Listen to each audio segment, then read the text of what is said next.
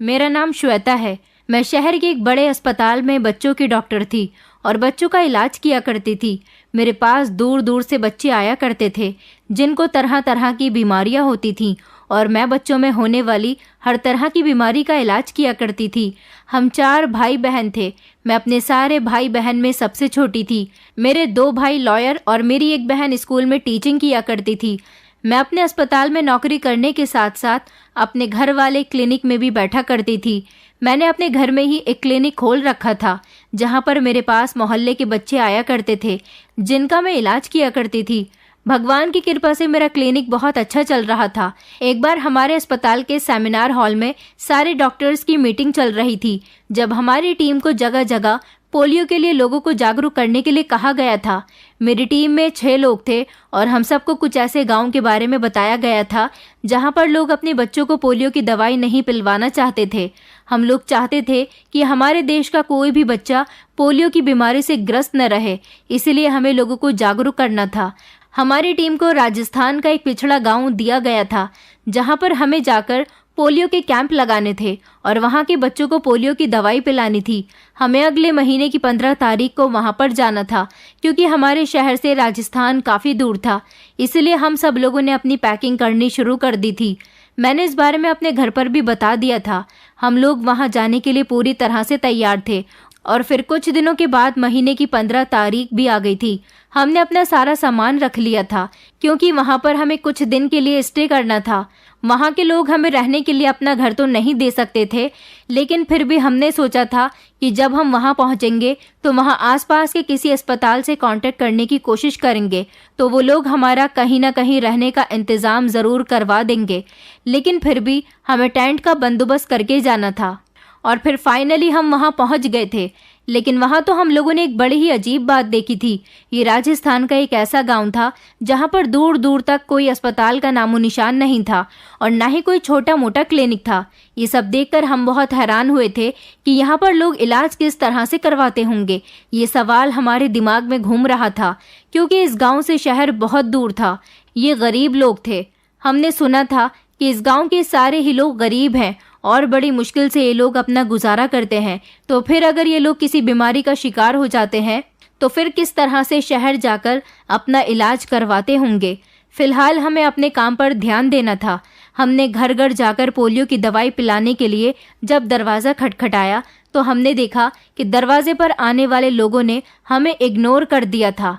एक घर में तो हमने ये भी बताया था कि आपके घर में अगर कोई छोटा बच्चा है और उसे कोई भी बीमारी है तो उसका इलाज करेंगे, बच्चे को हमारे सामने लेकर आइए। उन लोगों ने हमारे मुंह पर ही दरवाज़ा बंद कर दिया।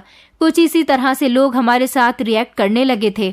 हमने कहा कि आखिर गांव के लोग हमारे साथ ऐसा क्यों कर रहे हैं? क्या इस गांव में कोई दवाई को, डॉक्टर्स को कोई महत्व नहीं दिया जाता? बड़ी ही अजीब बात थी। जब लोगों को पता चला था कि हम शहर से यहाँ लोगों का इलाज करने के लिए और यहाँ के लोगों को पोलियो के लिए जागरूक करने के लिए आए हैं तो लोग हमें नज़रअंदाज करने के साथ साथ हमें घूर घूर कर देख रहे थे। कुछ लोगों ने तो हमसे बड़े अजीब व गरीब सवाल किए थे। उनका कहना था कि अगर आप लोग यहाँ पोलियो की दवाई पिलाने के लिए आए हो तो दुनिया में जितने भी पोलियो की बीमारी से जूझने वाले इंसान हैं जाकर उनका इलाज क्यों नहीं करते? यहाँ हमारे गाँव के मासूम बच्चों को पोलियो की दवाई पिलाने के लिए क्यों आए हो? ये सवाल बड़ा ही अजीब था जिसने हमारे दिमाग को परेशान करके रख दिया था। हमारे हिसाब से तो आज तक हम डॉक्टर से ऐसा सवाल नहीं किया गया था। ये बड़ा ही अजीब गांव था। यहाँ के सारे लोग बहुत अजीब थे। फिर हमने इस गांव के सरपंच से बात करने की कोशिश की। सरपंच जी से हम लोग बात करने पहुंचे तो सरपंच जी को जब पता चला कि हम डॉक्टर्स हैं तो उन्होंने हमसे मिलने के लिए इनकार कर दिया। ऐसा क्यों था? ये एक बहुत बड़ा सवाल था। हमारे इस गांव में आने के बाद कोई सुनवाई नहीं हुई तो हम लोगों ने खाली जगह देखकर टेंट बनाकर उसके बाहर ही पोलियो का कैंप लगा लिया था। लेकिन बड़ी अजीब बात थी कि 3 दिन तक हमारा कैंप लगा रहा था। यहाँ पर कोई भी पोलियो की दवाई बच्चों को पिलवाने के लिए नहीं लाया था। इस गांव के लोग इतने भी अजीब हो सकते थे, ये बात हमने सोची भी नहीं थी।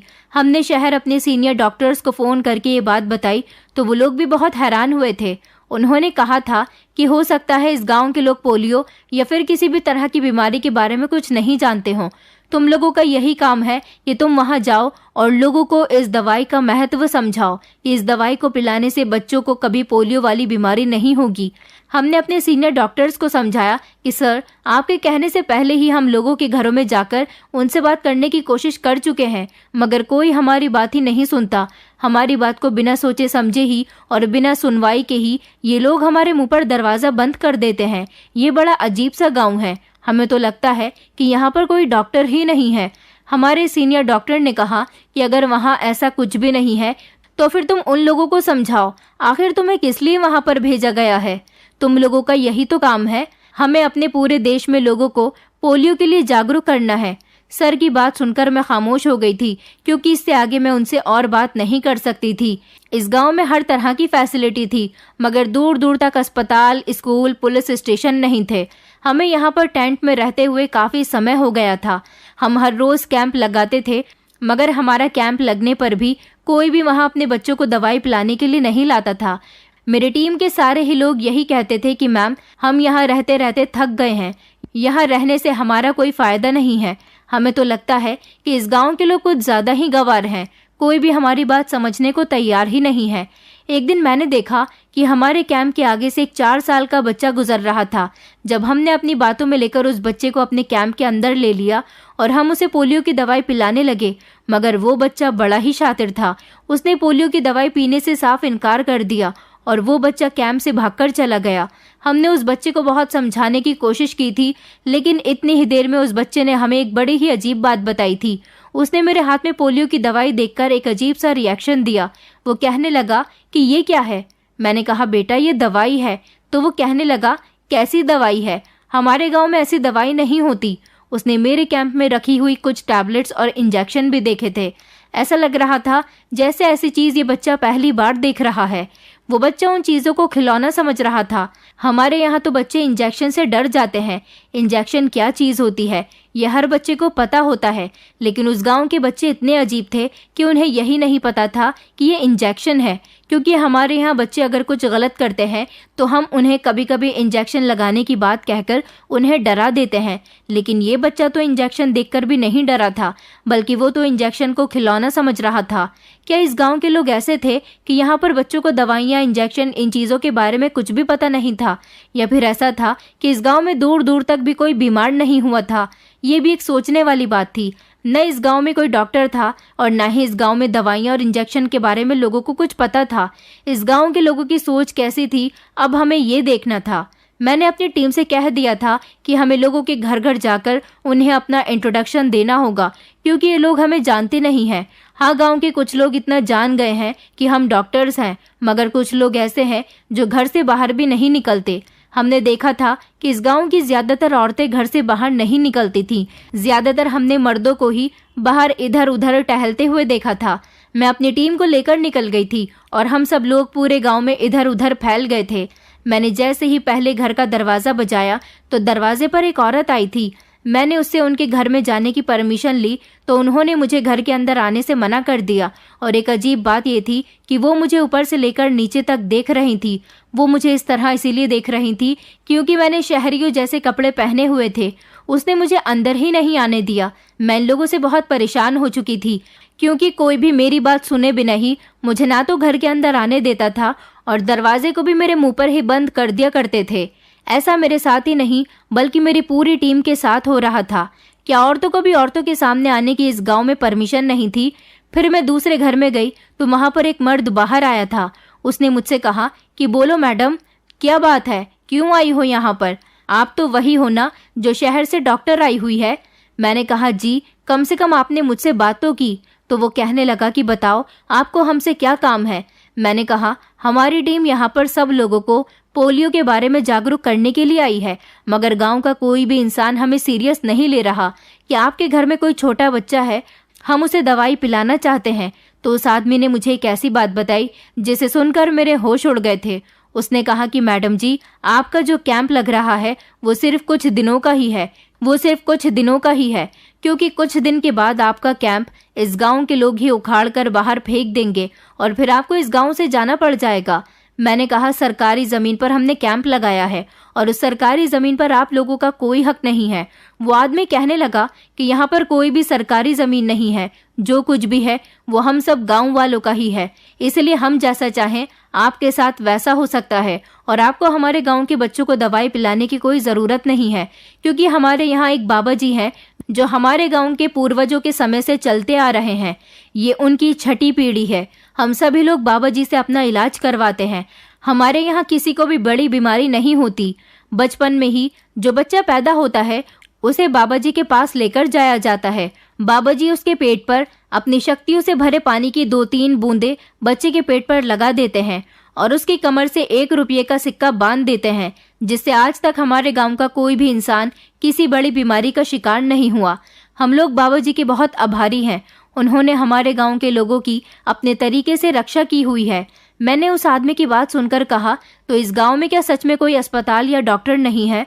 वो कहने लगे कि हम लोगों का तो कभी कभी शहर जाकर काम पड़ जाता है, तो हम लोग शहर के डॉक्टर और अस्पताल को देख लेते हैं, वरना आपको यहाँ पर हर इंसान पहचानेगा भी नहीं, क्योंकि यहाँ पर आज तक कोई अस्पताल नहीं खुला, तो फिर डॉक्टर कहाँ से आएंगे? इसलिए यहाँ के लोग अंग्रेजी दवाइयों के बारे में कुछ भी नहीं जानते। हमें तो बाबा जी ही दवाई देते हैं और हम लोग उन्हीं की दवाई से ठीक हो जाते हैं। हमें कहीं और जाने की जरूरत ही नहीं। मैं तो इस आदमी की बात सुनकर ही दंग रह गई थी कि यहाँ के लोग कितने अंधविश्वास के साथ अपनी जिंदगी गुजार रहे थे। इसका मतलब ये था कि इतनी डिग्रियां लेने के बाद भी हम जैसे डॉक्टर बेवकूफ़ हैं और ये लोग एक ऐसे बाबा पर यकीन करते हैं जो 1 रुपये का सिक्का अगर बच्चे की कमर पर चिपका दे तो इस गांव का कोई भी इंसान बीमारी का शिकार नहीं होता। मैंने उस आदमी को बहुत समझाने की कोशिश की थी, मगर वो मुझसे झगड़ने लगा। मुझे तो उस आदमी पर बहुत गुस्सा आया था, क्योंकि उसे औरतों से बात करने की तमीज़ ही नहीं थी। ऐसा गांव और गांव के ऐसे लोग मैंने अपनी जिंदगी में पहली बार देखे थे। लगभग 2 घंटे पूरे गांव में इधर से उधर घूमने के बाद हम लोग थकार कर अपने टेंट में वापस आ गए थे और फिर आपस में मीटिंग करने लगे थे कि इस गांव के लोगों को क्या हो गया है। कोई भी हमारी बात सुनने को तैयार ही नहीं है। मेरे साथ ही साथ मेरी टीम के बाकी लोगों को भी ये बात पता चल गई थी कि इस गांव का कोई जाना माना बाबा है जिसने लोगों को अपने इशारों पर नचाया हुआ है, जो इनका इलाज न जाने किस तरीके से करता है। मैंने सोचा था कि मुझे इस बाबा से ज़रूर मिलना है। मैं देखना चाहती हूँ कि आखिर ये बाबा ऐसा भी कौन सा इलाज करता है कि सारे गांव के लोग इसके दीवाने हो चुके हैं और उनको डॉक्टर के इलाज की ज़रूरत ही नहीं पड़ती। अभी हम इस तरह की बातें कर ही रहे थे कि हमें अचानक शोर की आवाज़ आने लगी। जैसे ही हम लोगों ने बाहर निकलकर देखा तो बाहर बहुत सारे लोग खड़े हुए थे। हम सब लोग एक दूसरे की शक्ल देखने लगे और मैंने उनसे सवाल किया कि आखिर आप लोगों को क्या परेशानी है, यहाँ पर आपने भीड़ क्यों इकट्ठा की है। अगले ही पल जो आदमी बोला था वो गांव का सरपंच था और उसके साथ गांव के मुखिया और कुछ बड़े बड़े जमींदार लोग भी आए थे जो हमसे बात करना चाहते थे। उन्होंने कहा कि आप शहर से आई हुई डॉक्टर हो, हमें आपके बारे में पता चल गया है, मगर आप हमारे गांव में अपनी डॉक्टरी नहीं फैला सकती, आप सबको यहाँ से जाना होगा। मैंने कहा, आप लोग मेरी बात समझने की कोशिश ही नहीं कर रहे। देखिए, हम जगह जगह जाकर लोगों को पोलियो के बारे में जागरूक कर रहे हैं। हम इसी गांव में नहीं बल्कि हमारे जैसे ही काफ़ी सारे डॉक्टर्स बाकी और भी गांव में गए हैं और वहां जाकर उन्होंने कैंप लगाया है। मैं चाहती हूं कि प्लीज़ आप लोग भी हमारे कैंप को वैल्यू दें और जितना हो सके उतना हमारे कैंप का फ़ायदा उठाएं। आप लोगों को मुफ्त इलाज मिलेगा। आप में से किसी को भी कोई बीमारी है या आपके यहाँ किसी बच्चे को कोई बीमारी है तो आप लोग बेझिझक हमें दिखा सकते हैं। हम आपको फ्री इलाज की पूरी सुविधा देंगे। मेरी बात सुनकर वो लोग कहने लगे कि खामोश हो जाओ लड़की, हमें तुम्हारी ये बकवास नहीं सुननी। अभी और इसी समय हमारे गांव से चली जाओ, वरना हम तुम्हारे टेंट को उखाड़ कर फेंक देंगे। मैंने कहा, अरे आप लोग हमें यहाँ से ऐसे कैसे निकाल सकते हैं? हम लोग डॉक्टर्स हैं और आप हमारे साथ किसी तरह की कोई बदतमीजी नहीं कर सकते। अगर आप में से किसी ने भी हमें तंग करने की कोशिश की तो हम आपके खिलाफ पुलिस में रिपोर्ट दर्ज कराएंगे। उन्होंने कहा, ये हमारा गांव है, ना तो यहाँ पर कोई कानून चलता है और ना ही सरकार। इस गांव के फैसले हमारे सरपंच जी करते हैं, वो ही हमारी सरकार है और वो ही हमारे कानून है। उन लोगों ने हमारी कोई बात नहीं सुनी और आगे बढ़कर हमारे टेंट में तोड़ फोड़ करना शुरू कर दी। हमने उन्हें रोकने की बहुत कोशिश की, मगर कोई भी हमारी बात सुनने के लिए तैयार नहीं था। उन लोगों ने कहा कि अभी तो सिर्फ तुम्हारा सामान फेंका है, लेकिन आगे हम तुम सब लोगों को यहाँ से उठाकर बाहर फेंक सकते हैं, इसीलिए हमारे गांव में हमारा इलाज करने की कोशिश मत करना। हम लोग बाबा जी के भरोसे ही अपनी जिंदगी गुजार रहे हैं और उनके होते हुए कभी भी हमें कोई बीमारी छूकर नहीं गुजर सकती। वो लोग हमें धमकी देकर जा चुके थे। उनका ऐसा करने की वजह से मेरी टीम के सारे ही डॉक्टर बहुत डर गए थे और उन्होंने सोच लिया था कि वो लोग सुबह होते ही यहाँ से चले जाएंगे, क्योंकि यहाँ पर रुकना खतरे से खाली नहीं था। ये गांव वाले हम लोगों के साथ कुछ भी कर सकते हैं। उन लोगों ने मुझसे कहा कि मैम, हम सुबह ही यहाँ से निकल जाएंगे, हमारे लिए यहाँ पर रुकना सही नहीं है। मैंने कहा, तुम लोग ये कैसी बातें कर रहे हो? क्या तुम लोग बेवकूफ़ हो गए हो? हम पढ़े लिखे लोग हैं। हम लोग ये बात अच्छी तरह से जानते हैं कि इस गांव में मनगढ़ंत रीति रिवाजों को ज़्यादा माना जाता है, तो इसीलिए हमें इन लोगों को सीधे रास्ते पर चलाना होगा। इन लोगों को बताना होगा कि वो जिस बाबा पर यकीन कर रहे हैं वो उन लोगों को बेवकूफ़ बना रहा है। मैं कल ही उस बाबा के बारे में सारी इन्फॉर्मेशन निकालूंगी, क्योंकि मैं मान ही नहीं सकती कि कोई बाबा पूरे गांव का इतनी आसानी से इलाज कर सकता है कि यहाँ किसी भी इंसान को कभी डॉक्टर या इलाज की ज़रूरत ही नहीं पड़ी हो। मैं सब सच का पता लगाऊंगी और दुनिया वालों के सामने ये सच ज़रूर लेकर आऊंगी। मैं चाहती हूँ कि इस गांव से अंधविश्वास खत्म हो जाए, लेकिन उसमें तुम लोगों को मेरा साथ देना होगा।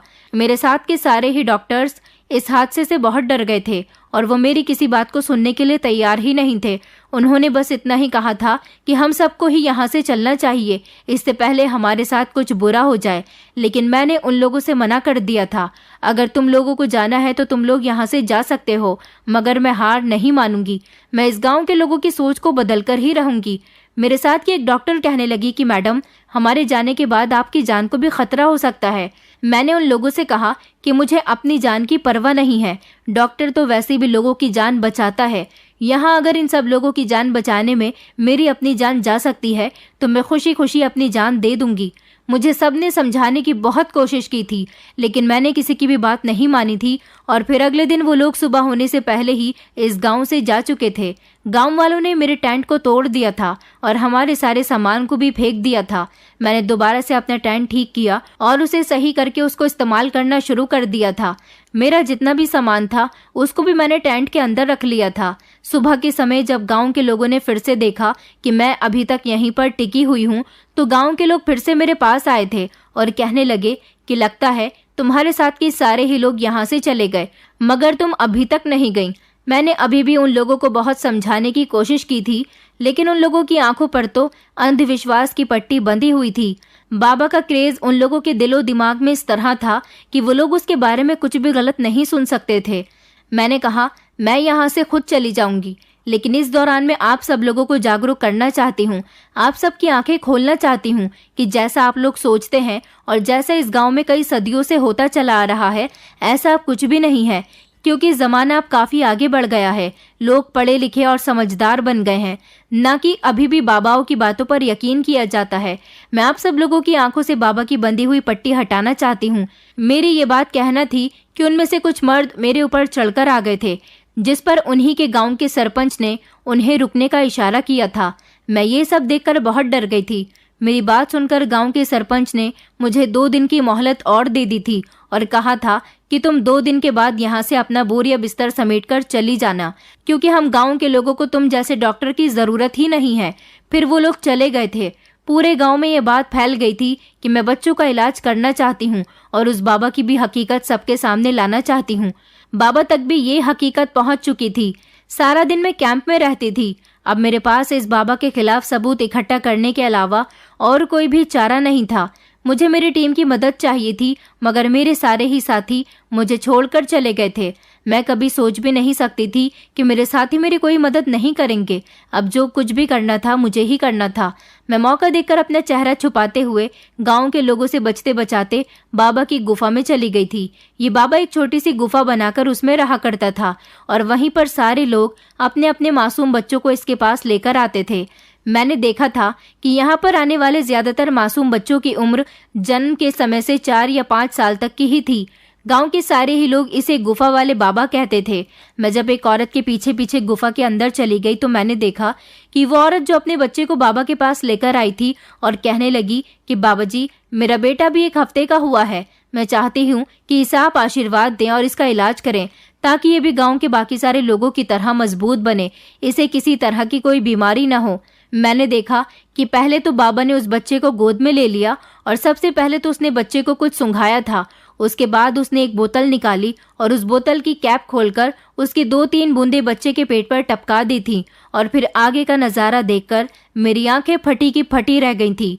उस बच्चे का इस समय पेट जलने लगा था, उसकी खाल सुकड़ने लगी थी और उसके पेट पर उसी जगह पर जलने के निशान बन गए थे जिस जगह पर बाबा ने उस पानी की बूंद को डाला था। लेकिन हैरानी वाली बात यह थी कि बच्चा बिल्कुल भी नहीं रो रहा था। फिर बाबा ने बच्चे को उल्टा किया और उसकी कमर पर 1 रुपए का सिक्का चिपका दिया और लड़की की माँ से कहा था कि जब तक ये बच्चा 5 साल तक का नहीं हो जाता तब तक ये सिक्का इसकी कमर पर इसी तरह से चिपका रहना चाहिए। अगर ये सिक्का इसकी कमर से हट गया तो इसको बीमारियां घेर सकती हैं। तुम्हारा बेटा बहुत भागो वाला है। वो औरत तो इस काम से बहुत खुश हुई थी। बाबा ने साथ ही साथ उस औरत से ये भी कहा था कि घर जाने के बाद जब ये बच्चा रोए तो घबराना नहीं, क्योंकि कुछ देर तक बच्चा रोएगा। जितनी देर तक बच्चा रोता रहेगा उसके शरीर से उतनी ही बीमारियां निकलती जाएंगी और सारी जिंदगी उसको कभी बीमारी छूकर भी नहीं गुजरेगी। फिर उस औरत ने खुश होकर बाबा को लगभग 20 से 30 हजार रुपए की मोटी रकम दी थी। मैं तो हैरान रह गई थी कि इस गांव के लोग पहले ही गरीब हैं और फिर भी वो इस बाबा को उसकी मुंह मांगी कीमत दे रहे हैं। ये बाबा इन लोगों को कितने अच्छे तरीके से लूट रहा है। लेकिन मुझे उस बच्चे के ऊपर बहुत तरस आ रहा था। मैं समझ गई थी कि जरूर बाबा ने इस बच्चे को नशे की कोई दवाई सुंघाई है, तभी तो इस बच्चे को तकलीफ का अंदाजा नहीं हुआ। मगर जैसे ही ये बच्चा अपने होश में आएगा इसको बहुत ज्यादा तकलीफ होगी। ये बाबा इस गांव के न जाने कितने ऐसे बच्चों को जला चुका था। ये सब देखकर मेरी आंखों में आंसू आ गए थे। मेरी समझ नहीं आ रहा था कि मैं क्या करूं और इस बाबा की सच्चाई किस तरह से लोगों के सामने लेकर आऊं। फिर मैंने सोचा कि मुझे इस बाबा की हकीकत सामने लाने के लिए उस बोतल में मौजूद पानी की कुछ बूंदें ही बच्चे के पेट पर डालने के बाद बच्चे का पेट जलने लगा था। इसका मतलब यही था कि वो कोई पानी नहीं बल्कि कोई ऐसी दवाई है, केमिकल है जो बच्चे के शरीर को जला रही है। मुझे किसी भी तरह वो बोतल चाहिए थी ताकि मैं उस दवाई को फॉरेंसिक लैब भेज सकूं और पता लगा सकूं कि ये पानी है या फिर कुछ और है। मुझे किसी भी तरह से वो बोतल चोरी करनी थी। मैं वो चोरी करना चाहती थी मगर मुझे नाकामयाबी हासिल हुई थी क्योंकि गांव वाले मुझे पहचान गए थे। और जब मैं बाबा की गुफा के अंदर गई तो बाबा के यहाँ काम करने वाले कुछ लोगों को मुझ पर शक हो गया था और फिर उन्होंने मुझे पकड़कर बाबा के हवाले कर दिया। इस तरह वहां पर हड़कंप मच गया था। बाबा के खिलाफ वहां का कोई भी इंसान उसकी बुराई नहीं सुन सकता था। मैंने वहां से भागने की कोशिश की मगर वहां पर मौजूद सारे ही लोगों ने मुझे पकड़ लिया और मुझे पत्थर मारना शुरू कर दिया। मैं बुरी तरह से रो रही थी मगर कोई भी मुझे बचाने के लिए आगे नहीं आया था। वहां के सारे लोगों का कहना था कि हमारे बाबा जी के होते हुए तुम्हें यहाँ डॉक्टर बनकर इलाज करने की जरूरत नहीं है। तुम हमारे बाबा जी का अपमान कर रही हो। उन्होंने गुफा में मौजूद छोटे छोटे पत्थर उठाकर मुझ पर बरसाने शुरू कर दिए। मैं उन लोगों से बचने के लिए वहां से बड़ी मुश्किल से अपनी जान छुड़ाकर भागी थी। मुझे अब इन लोगों से बहुत डर लगने लगा था। मैं सोच रही थी कि मेरे साथियों ने बिल्कुल सही किया जो वो लोग यहाँ से भाग गए। उन्होंने सही कहा था कि यहाँ पर रहकर उनकी जान को खतरा हो सकता है। ये गांव और इस गांव के लोग बहुत बुरे थे। यहाँ पर कुछ भी ठीक नहीं हो रहा था। मेरा एक दिन तो इसी तरह से खराब हो गया था। अब मेरे पास सिर्फ 24 घंटे का समय था। मैंने सरपंच से वादा किया था कि अगर मैं उनके सामने बाबा की हकीकत ना लेकर आई तो मैं खुद ही यहाँ से चली जाऊंगी। मैं बहुत परेशान थी। मेरे पास भगवान से प्रार्थना करने के अलावा और कोई भी चारा नहीं था। रात के वक्त मैं अकेली अपने टूटे फूटे टेंट के अंदर बैठी हुई थी। अब तो मुझे हर समय चौकन्ना रहना था क्योंकि ये लोग मुझ पर कभी भी हमला कर सकते थे। मैं अपनी किस्मत को रो रही थी और यही सोच रही थी कि क्या लोगों के साथ अच्छाई करने का अंजाम यही होता है। फिर मुझे अपनी मम्मी की समझाई हुई वो बात याद आ गई जब उन्होंने मेरे बचपन में मुझे समझाया था कि जब हम सच का साथ देते हैं और लोगों की मदद करते हैं तब हमारे रास्ते में बहुत सारी कठिनाइयाँ आती हैं। और मैं उन्हीं कठिनाइयों के रास्ते से गुजर रही थी जिन पर से गुजरना मेरे लिए बहुत मुश्किल हो गया था। रात के लगभग 2 बज रहे थे जब इस समय एक औरत रोती हुई मेरे टेंट के अंदर आई और कहने लगी कि मैडम, मैं आपके आगे हाथ जोड़ती हूँ, प्लीज मेरे बेटे को बचा लो। मेरे बेटे की जान बहुत खतरे में है। मैंने जल्दी से उसके बेटे को गोद में लिया। मैंने देखा तो उस बच्चे की हालत बहुत खराब थी। उसकी तो सांस भी ठीक से नहीं चल रही थी। उस बच्चे को डबल नमूनिया हो गया था। मेरी नज़र जब उस बच्चे के पेट पर गई तो मैं समझ गई थी कि इस बच्चे के पेट पर भी जले हुए निशान ज़रूर इस बाबा ने लगाए होंगे। और जब मैंने उस बच्चे की कमर देखी तो उसकी कमर पर भी 1 रुपए का सिक्का चिपकाया गया था। मैंने जल्दी से वो सिक्का छुटा दिया था। बच्चे को ठीक करने के लिए मेरे पास जितनी भी दवाइयाँ मौजूद थीं, मैंने उन्हीं दवाइयों से बच्चे का ट्रीटमेंट करना शुरू कर दिया था। मेरे पास कुछ ड्रिप और कुछ इंजेक्शन वगैरह भी रखे हुए थे। मुझसे जितना हो सकता था मैं इस बच्चे को बचाने की पूरी कोशिश कर रही थी। ये बच्चा पूरी तरह से बेहोश था और इसकी माँ मेरे आगे हाथ जोड़कर बार बार रो रही थी और यही कह रही थी कि मैं इसे जब बाबा जी के पास लेकर गई थी तो बाबा जी ने कहा था कि ये बच्चा ठीक हो जाएगा, मगर कुछ समय बाद बाबा जी ने कह दिया कि अब ये ठीक नहीं हो सकता, इसकी मृत्यु का समय निश्चित हो गया। जबकि मैंने अपने बेटे को जन्म के समय बाबा जी के पास इसके पेट पर उनका शक्तिशाली जल लगवाने भी ले गई थी और इसकी कमर पर भी अभी तक सिक्का चिपका हुआ है। बाबा जी ने तो कहा था कि सारी जिंदगी मेरे बेटे को कभी कोई बीमारी नहीं लगेगी, तो अब मेरे बेटे की हालत इतनी खराब क्यों हो गई है? आप ही कुछ करो मैडम, मेरे बेटे को ठीक करना आपके हाथ में है। बाबा जी मुझसे अब तक बहुत सारे पैसे वसूल चुके हैं और अब वो कहते हैं कि मेरा बेटा सिर्फ 24 घंटे का मेहमान है। मैं आपके पास बड़ी उम्मीद से आई हूँ मैडम, मैं अपने बेटे को नहीं खोना चाहती। मैडम जी, मेरी समझ नहीं आ रहा कि मैं क्या करूँ, मुझे कोई और रास्ता नज़र नहीं आया। मुझे पता चला कि आप शहर से डॉक्टर आई हुई हो और ये गांव वाले आपको निकालने वाले हैं। मैंने अपने पति से कहा कि हमें इस डॉक्टर के पास जाकर उनसे अपने बेटे का इलाज करवाना चाहिए। हो सकता है कि वो डॉक्टर मेरे बेटे का इलाज कर दें और मेरा बेटा बिल्कुल ठीक हो जाए, मगर मेरे पति ने मुझे सख्ती से आपके पास जाने से मना कर दिया। मेरे पति का कहना है कि तुम जानती हो कि गांव में कोई भी उस डॉक्टर से इलाज नहीं करवाएगा। हमारे गांव में तो कभी डॉक्टर से इलाज करवाया ही नहीं गया। मैं अपने पति से बहुत जिद बहस कर रही थी। मेरे पति ने कह दिया था कि अगर मेरा बेटा मरता है तो मर जाए, मगर मैं बाबा जी के अलावा उसका किसी और से इलाज नहीं करवाऊंगा। इस गांव का कोई भी इंसान अगर बाबा जी के खिलाफ जाता है तो उसका बहुत बुरा अंजाम होता है। मैडम, मैं अपने पति से छुपकर अपने बेटे को आपके पास लेकर आई हूँ। मुझे बड़ी उम्मीद है कि आप मेरे बेटे को बिल्कुल ठीक कर दोगी। मैंने कहा कि आप परेशान न हो, मुझसे आपके बेटे के लिए जितना हो सकेगा मैं करूंगी। मैंने उस बच्चे का इलाज करना शुरू कर दिया था। अभी थोड़ी ही देर गुजरी थी कि टैंट के बाहर से शोर की आवाज़ आने लगी। मैंने इस बच्चे को दवाइयाँ देनी शुरू कर दी थी, जबकि बच्चे को इंजेक्शन भी दे दिए गए थे क्योंकि बच्चे को डबल नमूनिया था। मैं इतनी टैलेंटेड डॉक्टर थी, इतना तो जानती थी कि बच्चे को कौन सी बीमारी है। इस बच्चे की सांस भी ठीक से नहीं चल रही थी, जबकि ये आंखें बंद किया हुआ अधमरी हालत में पड़ा हुआ था।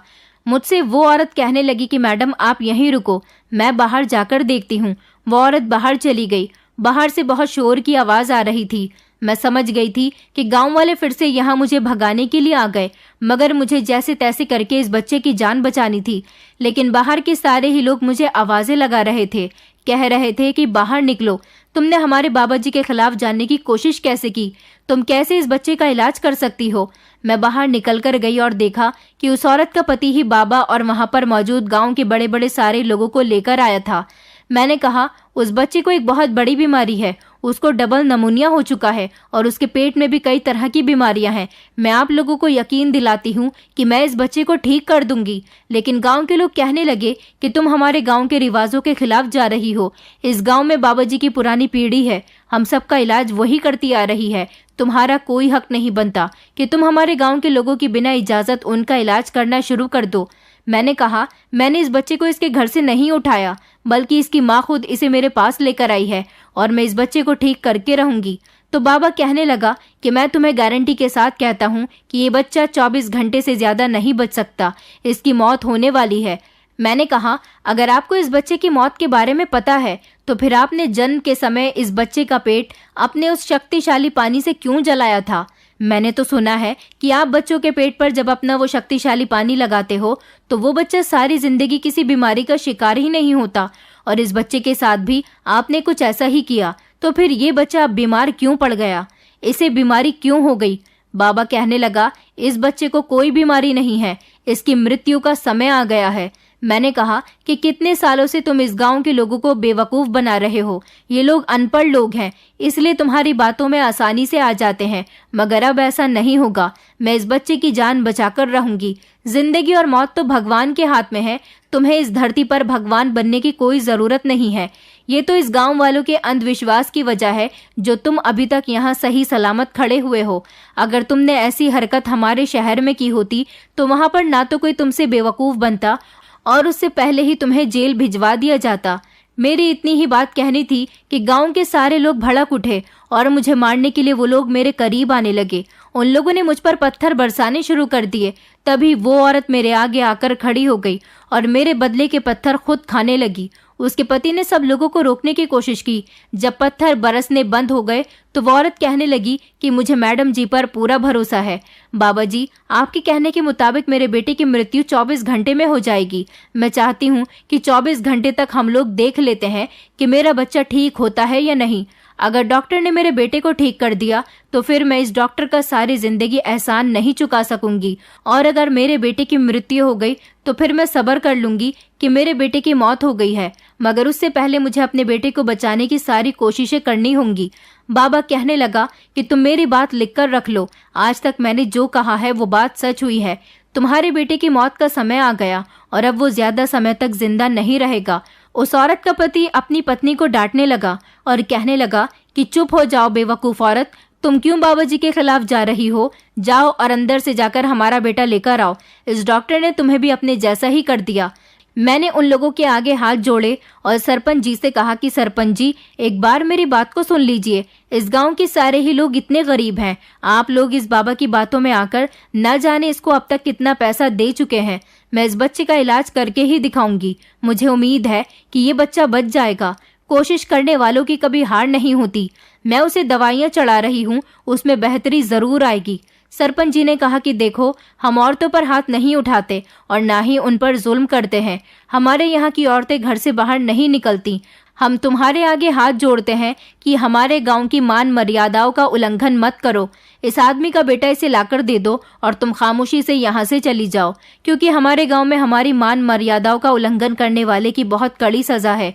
पुराने समय में जब कोई हमारे गांव की मान मर्यादाओं के खिलाफ जाता था तो उसको आधी रात के समय बीच जंगल में पेड़ से बांध दिया जाता था। उसके बाद बारी बारी जंगल के जितने भी जानवर होते थे उसको नोच डालते थे। हम नहीं चाहते कि हम तुम्हारा ऐसा ही हश्र करें। तुम एक औरत हो, शहर से आई हुई हो, पढ़ी लिखी हो, हम तुम्हारी इज्जत करते हैं। अगर अपनी जान की सलामती चाहती हो तो उस बच्चे को हमें दे दो और 1 घंटे के अंदर अंदर अपना सामान लेकर यहाँ से चली जाओ। हम इससे ज्यादा तुम्हारे लिए कुछ भी नहीं कर सकते। यहाँ पर तुम्हारी बात कोई नहीं सुनेगा। हमें हमारे हिसाब से जीने दो। हम शहर के लोगों के जैसा नहीं बनना चाहते। सरपंच की बात सुनकर मेरे पास कोई जवाब ही नहीं था जो मैं उनको दे सकती, और मेरे पास कोई दूसरा रास्ता भी नहीं था। वो लोग बार बार मुझसे उस बच्चे की मांग कर रहे थे। मुझे उनका बच्चा मजबूरन उन्हें देना ही पड़ा था। मैं अपने टेंट के अंदर गई और बच्चे को गोद में लाकर माँ के हवाले कर दिया। मेरी आंखों में आंसू थे। उस दिन मुझे सबसे ज्यादा शर्मिंदगी महसूस हुई थी, क्योंकि मेरे पास कोई दूसरा रास्ता नहीं था। ऐसा नहीं था कि मुझे अपनी जान की परवाह थी, बल्कि इन लोगों को समझाने का मेरे पास कोई दूसरा तरीका नहीं बचा था। ये लोग तो कुछ भी समझने के लिए तैयार ही नहीं हो रहे थे। बच्चा गोद में आने के बाद एक एक करके सारे ही लोग पलटने लगे थे। सरपंच जी मुझे धमकी दे चुके थे कि 1 घंटे के अंदर अंदर तुम हमारे यहाँ दिखाई नहीं देना। सरपंच जी की बात पर मैंने सर हिला दिया था। मैं अपने आंसू ही पोंछ रही थी कि अचानक मुझे उस बच्चे के रोने की आवाज आई। मैंने झट से उस बच्चे की तरफ देखा। उस बच्चे के हाथ से ड्रिप तो मैं पहले ही निकाल चुकी थी, लेकिन उस बच्चे को कुछ ऐसे इंजेक्शंस मैं पहले ही दे चुकी थी जो उसके लिए बहुत इंपॉर्टेंट थे। वो बच्चा पहले तो धीमी धीमी आवाज में रोया और फिर जोर जोर से रोने लगा। अब उस बच्चे की सांस ठीक चलने लगी थी। मेरी आंखों में चमक आ गई थी। ये आवाज सिर्फ मैंने ही नहीं, गांव के सारे ही लोगों ने सुनी थी और फिर दोबारा से वहां पर भीड़ लग गई। मैंने कहा कि ये बच्चा बिल्कुल ठीक है। देखिए, मैंने आप लोगों से कहा था ना कि मेरी दवाइयाँ इस पर असर जरूर करेंगी। ये बच्चा ठीक हो जाएगा। बाबा और गांव के सारे ही लोग बड़ी हैरानी से उस बच्चे को देख रहे थे।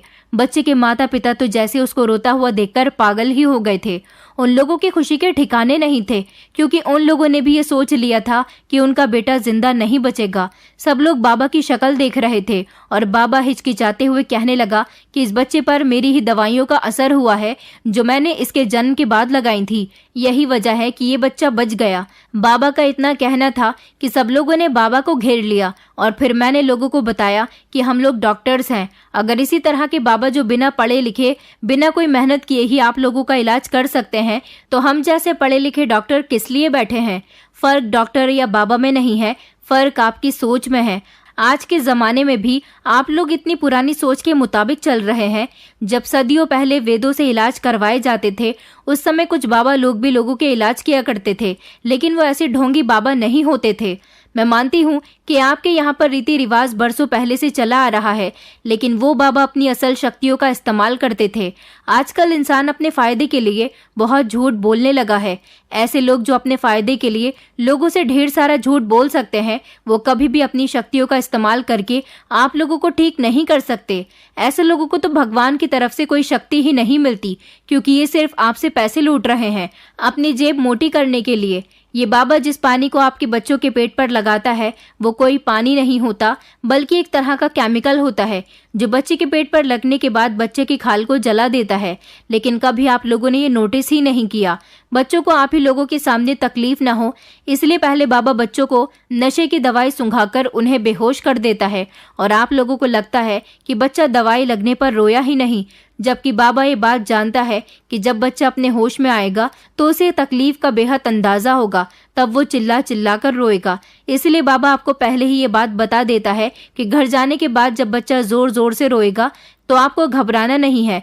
जितना ज्यादा बच्चा रोएगा उतनी ही बच्चे की बीमारियां दूर होंगी। ऐसा कुछ भी नहीं है। बच्चा इसलिए नहीं रो रहा क्योंकि उसके शरीर से बीमारियां निकल रही हैं, बल्कि बच्चा इसलिए रोता है क्योंकि उसका पेट जलाया गया है और वो तकलीफ बर्दाश्त नहीं कर पा रहा।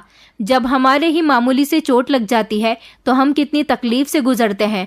आप उन मासूम बच्चों की तकलीफ का अंदाजा नहीं लगा सकते, जिनको आप ही लोग जन्म के फौरन बाद ही इस ढोंगी बाबा के पास जाकर उनके पेट को जलवा देते हो, और फिर जब उनका नशा उतरता है तो उनको बेहद तकलीफ होती है। और ये जो 1 रुपए का सिक्का आप लोगों ने इस बाबा के कहने में आकर बच्चों की कमर पर चिपकाया हुआ है, क्या इस 1 रुपए में कोई शक्ति है या फिर कोई ताकत है? और अगर उस 1 रुपए के अंदर कोई ताकत है तो वो पैसे की ताकत है। मुझे बड़ा अफसोस होता है आप लोगों को देखकर। कितने सालों से ये बाबा आप लोगों को बेवकूफ बना रहा है। आप लोग अपनी मेहनत की कमाई इस बाबा की जेब में जाकर डाल देते हो, और ये बाबा गांव के हर इंसान को बहुत अच्छे तरीके से बेवकूफ बना चुका है। इस गांव में डॉक्टर और अस्पताल की बहुत जरूरत है। देखिए, जिंदगी और मौत तो भगवान के हाथ में है, लेकिन डॉक्टर अपना काम करके इंसान को अपना 100% देकर उसे बचाने की कोशिश करते हैं, और अगर फिर भी उसके साथ भाग्य में उसकी जिंदगी नहीं लिखी हुई होती तो इसमें डॉक्टर का कोई कसूर नहीं होता, क्योंकि डॉक्टर पेशेंट को बचाने के लिए अपनी तरफ से कोई कमी नहीं छोड़ते। आप लोगों को बदलना होगा, अपनी सोच को बदलना होगा, तभी आप लोग अपनी आगे की जिंदगी सुकून से गुजार सकेंगे, वरना इस बाबा जैसे ना जाने कितने बाबा से आप लोग बेवकूफ बनते रहेंगे। मेरी बात सारे ही गांव के लोग बड़े ध्यान से सुन रहे थे। सब लोगों की नजरें झुकी हुई थी, जबकि 2 आदमियों ने बाबा को बड़ी मजबूती के साथ पकड़ा हुआ था। बाबा के साथ के जितने भी लोग थे उन्हें भी वहां से हिलने नहीं दिया जा रहा था। मेरी सारी बातें सुनने के बाद सरपंच जी ने हाथ जोड़कर मुझसे कहा कि मैडम जी, हमें माफ कर देना, हमने अभी तक आपके और आपके साथ आए हुए लोगों के साथ बहुत गलत व्यवहार किया। मैंने कहा कि सरपंच जी, कोई बात नहीं, आप लोग बस मेरी बात समझ जाइए, मेरे लिए इतना ही काफ़ी है। हम तो चाहते हैं कि हमारे देश के हर बीमार इंसान को अच्छा और प्रॉपर इलाज मिल सके, तभी तो हम लोग यहाँ पर आए थे, क्योंकि हम बच्चों के डॉक्टर्स हैं। हमारी टीम को यहाँ पर बच्चों का फ्री इलाज करने के लिए भेजा गया था, लेकिन आप लोगों ने तो हमारी बात को समझने की कोशिश ही नहीं की। मैं आपसे वादा करती हूँ, मैं अपने शहर जाऊंगी तो वहाँ जाकर ज़रूर कोशिश करूंगी कि आपके गांव में एक सरकारी अस्पताल बनाया जाए, सरकारी स्कूल बनवा दिए जाएं, जिसमें आपके बच्चे पढ़ लिख कर समझदार बन सकें। लेकिन ऐसा मैं तब करूंगी जब आपकी मर्जी होगी, क्योंकि मैं नहीं चाहती कि जिस तरह मैंने आप सब लोगों का डटकर सामना किया, मुझे उम्मीद नहीं है कि मेरे अलावा और कोई भी आप लोगों का डटकर सामना कर सकता है। बल्कि आप लोग तो इतने खतरनाक हैं कि यहाँ पर आने वाला कोई भी इंसान जल्दी ही यहाँ से भाग जाएगा, जैसे मेरी टीम के बाकी सारे लोग चले गए। तो सरपंच जी कहने लगे कि मैडम जी, हम अपनी गलती पर बहुत शर्मिंदा हैं।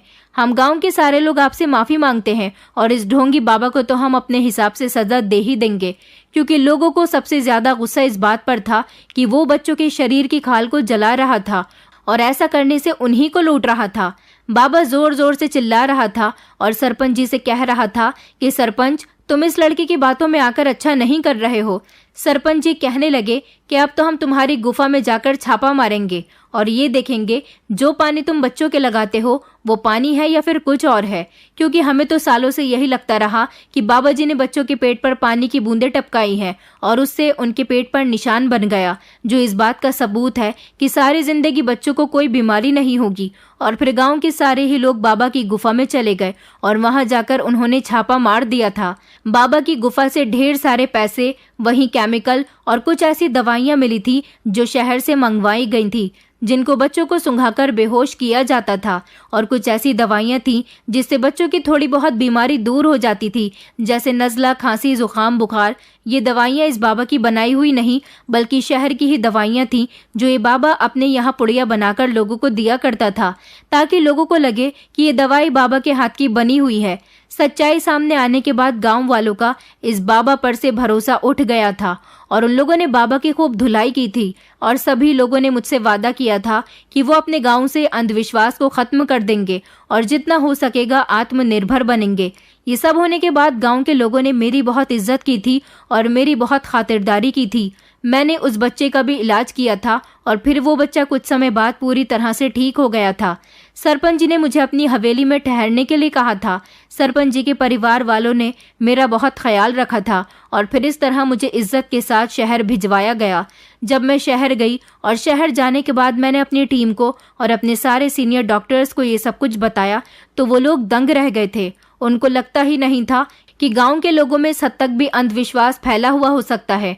अब हमें कुछ भी करके इस गांव में सरकारी अस्पताल बनवाना था, इसलिए हमने अपनी जिम्मेदारी पर गांव में अस्पताल बनवाया, वहां पर स्कूल बनवाए और सरकार से मांग की थी कि उस गांव में पुलिस स्टेशन भी बनवाया जाए, ताकि पुलिस वहां पर कुछ भी गलत होने पर लोगों की रक्षा करे और उस पूरे गांव में कुछ भी गलत ना होने दे। इस तरह मैं अपने इस केस में कामयाब हो गई थी। मुझे आज भी वो दिन याद है जब मैं उस गांव से बड़ी इज्जत के साथ निकल रही थी। सब लोग मुझसे वादा कर चुके थे कि वो अपने पुराने रीति रिवाजों को खत्म करके अपनी सोच को बदलेंगे, और ऐसा सिर्फ मेरी वजह से ही पॉसिबल हो पाया था, क्योंकि मेरी टीम के सारे ही लोग वहां से भाग गए थे। मेरी टीम के जितने भी डॉक्टर्स वहां से भागकर आए थे उन सभी को सस्पेंड कर दिया गया था, जबकि मुझे सरकार की तरफ से अवार्ड भी मिला था। अब उस गांव में बहुत सारी सरकारी फैसिलिटी मौजूद है। वहां के लोग अपनी सोच को बहुत हद तक बदल चुके हैं। गांव को भी देखकर ऐसा लगता है जैसे किसी शहर में आ गए। मैं चाहती हूँ कि आप लोग भी अपने आसपास गांव, जिले, कस्बे में अगर ऐसी कोई अंधविश्वास की जड़ देखते हैं तो प्लीज उसे रोकने की कोशिश करिए। वहां के लोगों को समझाने की कोशिश करिए कि वो अपनी सोच को बदल लें।